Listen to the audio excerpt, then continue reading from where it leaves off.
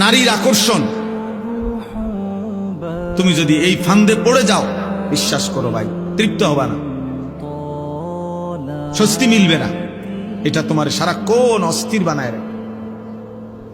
তোমার শরীর নষ্ট হচ্ছে, হাত নষ্ট হইতেছে গুনার দ্বারা, লজ্জাস্থানের সক্ষমতা নষ্ট হইতেছে, যৌবনের শক্তি নষ্ট হইতেছে, কোমরের শক্তি চলে যাচ্ছে, দুইটা সাফা ভিতরে ঢুকে যাইতেছে, চোখ ভিতরে ঢুকে যাচ্ছে।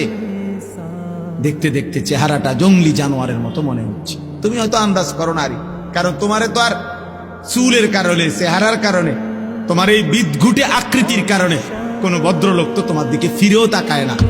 কেউ তোমারে বলবে, তোমার যে ডাকাইতের মতো চেহারা, তোমারে বলবে কে যে তোর এই অবস্থা কা, আর তুমি তো গারফাক দিবা, তুমি তো এমন গারফাক দিবা যে তোমার বাপেও তো তোমারে ডরায়, তোমার মাও তো তোমারে ভয় পায়। তো তোমারে আর ডাক দিব কে? তোমারে আর ডাক দিবে কে?